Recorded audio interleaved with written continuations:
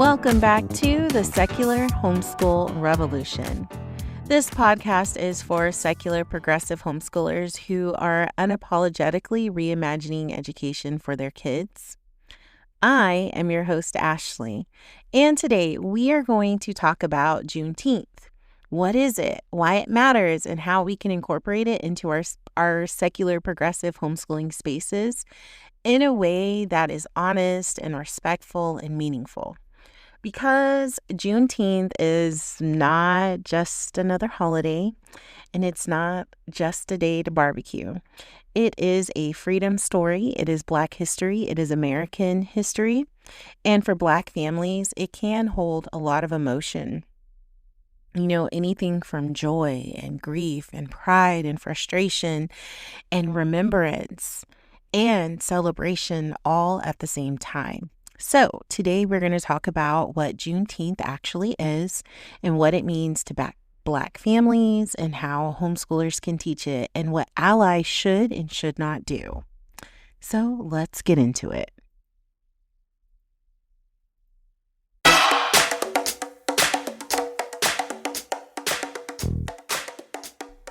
What is Juneteenth?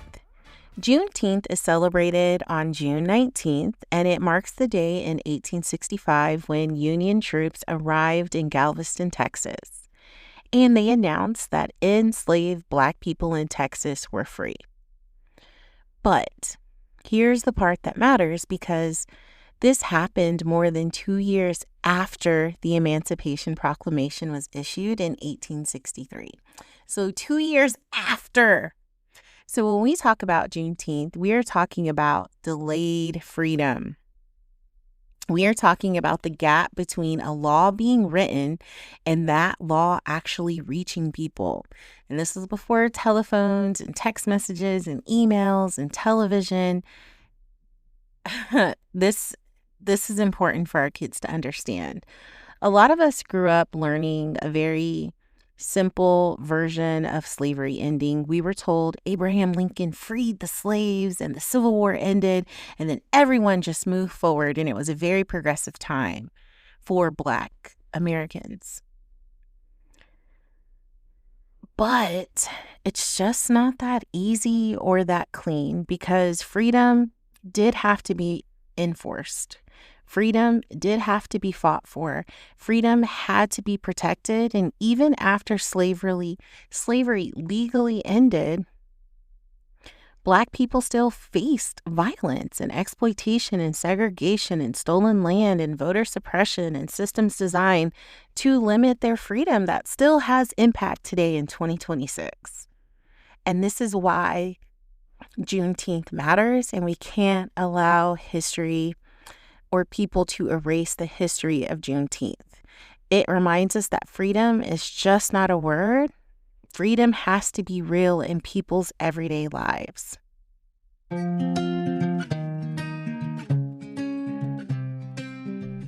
So why Juneteenth matters to Black families? So for many Black families, Juneteenth is personal. It is about honoring ancestors who survived the unimaginable.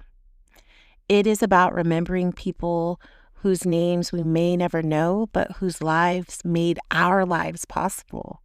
It is about celebrating Black resiliency and Black culture and Black family, Black joy and Black survival. And I want it to be understood that Juneteenth is not only about pain. Yes, the history is painful, and we cannot separate Juneteenth from slavery. We cannot separate it from racial violence or delayed justice.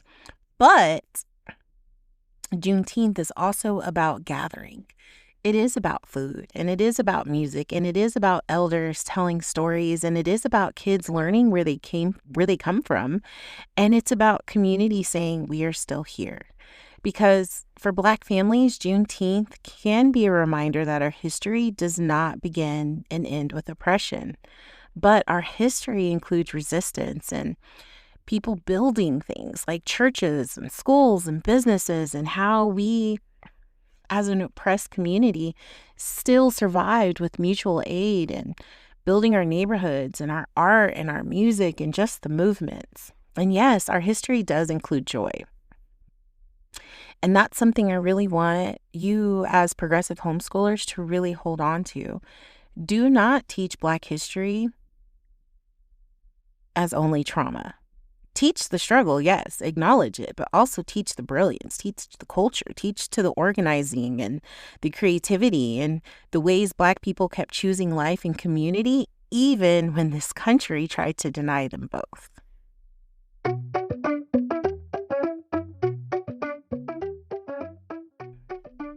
So, what can secular progressive homeschoolers do? What can they teach?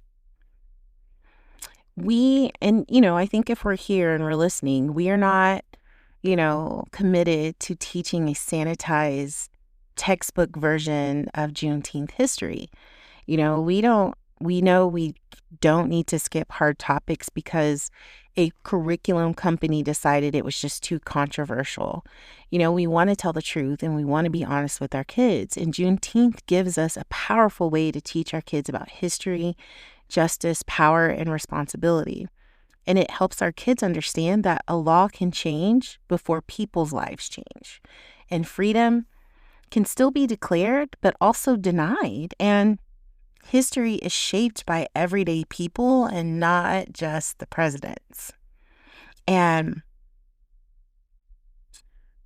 that Black people in history were not passive during slavery or after emancipation, and we had celebration and grief happening simultaneously, and justice requires more than just good intentions.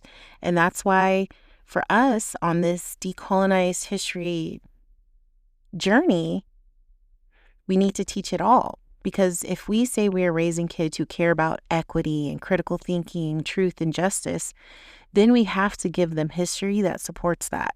And that does not mean be fear-based or have guilt or, that America, we want to lean away from the America is history, right? Nothing is perfect in this world. We want to teach the imperfections and we need to be honest. History that gives kids the tools to understand the world they live in and imagine is such a remarkable gift to give them.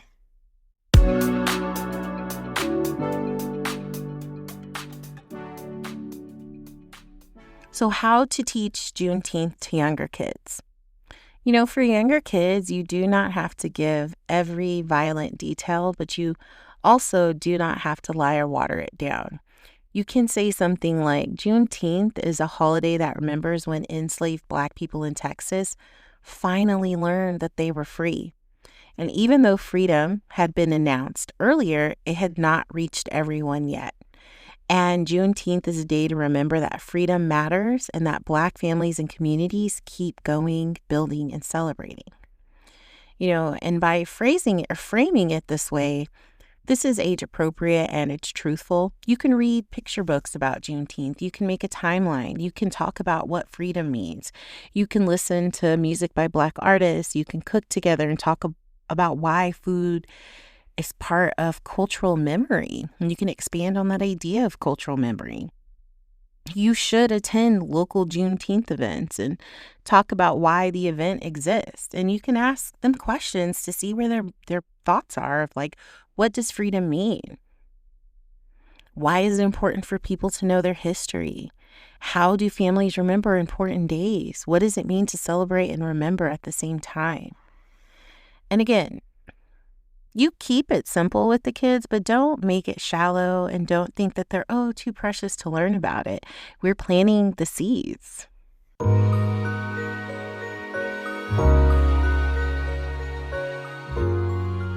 So how do we do it with our older kids and our teens? I believe you can take the conversation deeper. This is where you have the big conversations. You could compare a couple of things, right? You can look at the Emancipation Proclamation and, compare it to Reconstruction or, Jim Crow laws and ask them what's the difference between being legally free and being treated as fully free? And why did enslavers in Texas continue slavery after the Emancipation Proclamation? Who benefits when people don't know their rights? Let's see, what else? Oh, and it's also a good time to talk about the difference between individual racism and systemic racism, because Juneteenth is not just about individual bad people. It's about systems. It's about laws and money, land, laboring, policing, education, and most of all, political power. And that does not mean we are trying to make kids feel guilty. It means we are helping them understand cause and effect. And understanding that people made choices and systems were built, but those same systems can be challenged.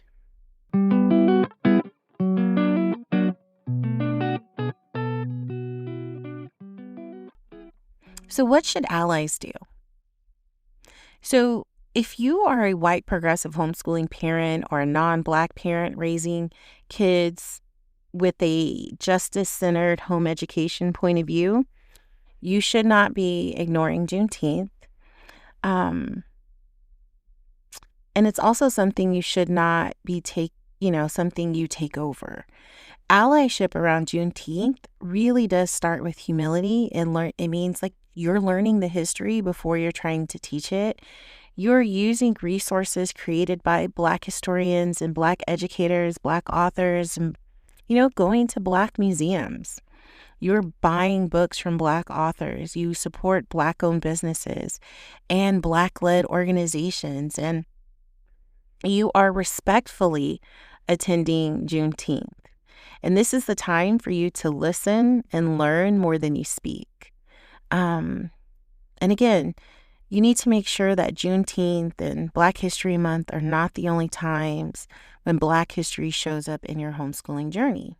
And that is a big one, because if your kids only know the same Black people, Rosa Parks, Martin Luther King, then Black history is being treated like a unit study instead of like a full part of the story. So you may have to audit your homeschool. You may need to look at your bookshelves. You may need to look at your lesson plans or however you organize and see if Black authors are present all year round. And are Black scientists and artists and activists and inventors, farmers, poets, and, everyday families included in your learning? And also understanding that Black history existed way before slavery. And are you teaching Reconstruction after slavery? Are you teaching Black joy and not just Black pain? Are you willing to correct another adult when they say something harmful? Because allyship is not just what you teach your kids privately. It's also what you're willing to challenge publicly.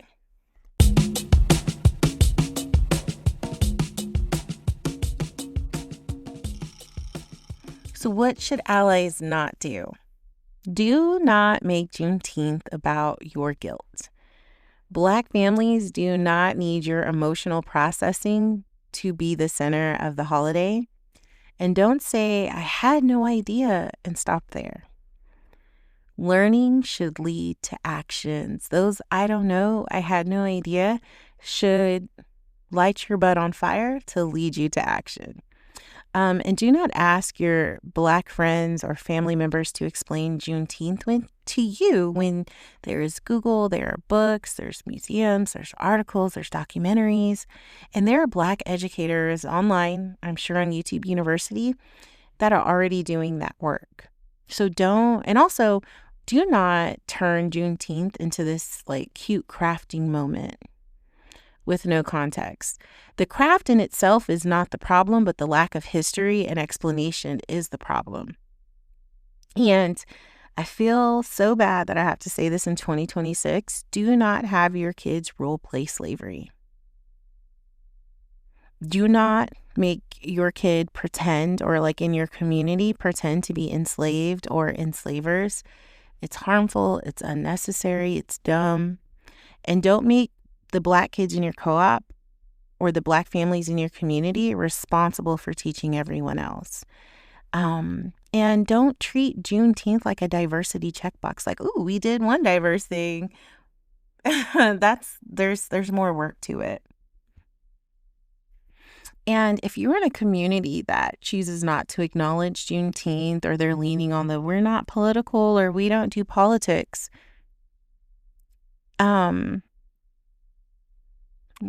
if they're uncomfortable with Juneteenth, then that is political and it needs to be addressed. And if someone says, like, why do we have to talk about race? Why is race always a thing?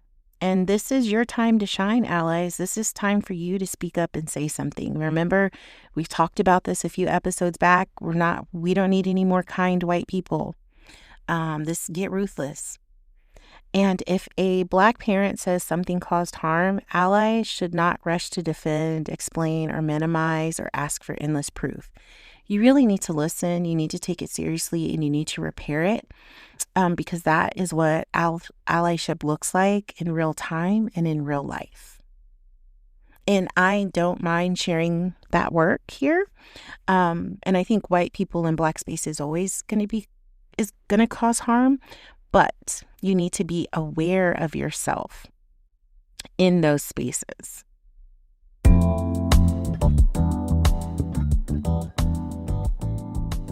Simple ways to incorporate Juneteenth into your homeschooling experience. I want to offer you guys some ways to incorporate Juneteenth without making it performative.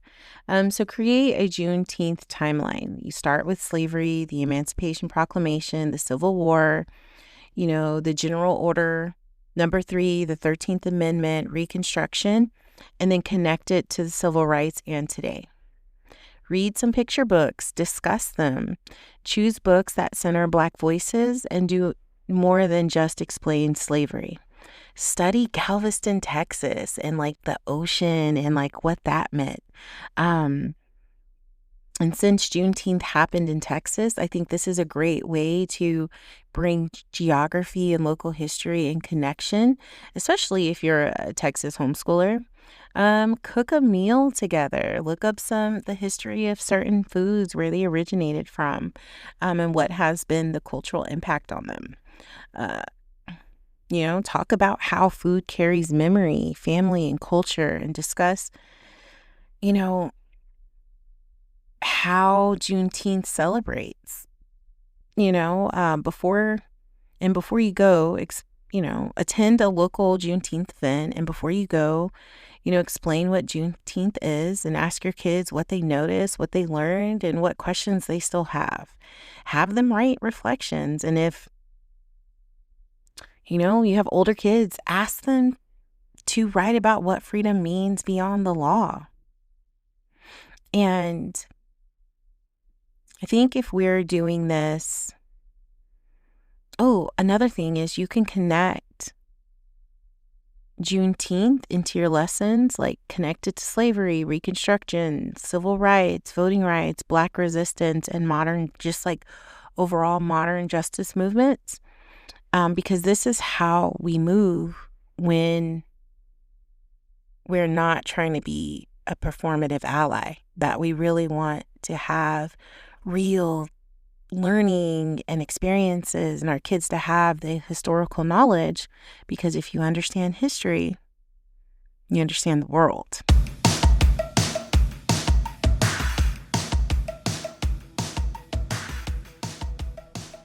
So why should this holiday be celebrated? Juneteenth should be celebrated because Black freedom matters. It should be celebrated because Black families carried this history long before it became a federal holiday. And it should be celebrated because kids deserve to know the truth, and that freedom delayed is still a part of American history. Americans made a choice, and they showed their character, and it needs to be discussed. And it should not be erased from history. They need to understand that joy is a part of resistance. And when we teach Juneteenth, we're not teaching kids to hate America. We are teaching them to tell the truth about it. And when we are teaching them that freedom has always required struggle, then they'll understand social movements when they get older. We are teaching them that people can survive injustice and still create culture and family and beauty and community, and they can live on. And we are teaching them that history is not just about something behind us, but it is something that shapes the world, and it impacts the world we are living in today, right now. And this is why we definitely need to do lessons. Even if you're on summer break, you still should have some point of education around Juneteenth happening, especially if you're homeschooling.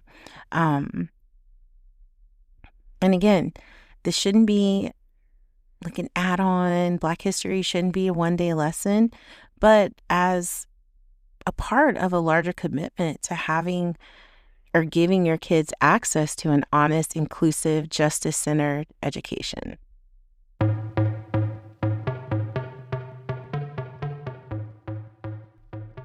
So, here's my encouragement for this Juneteenth.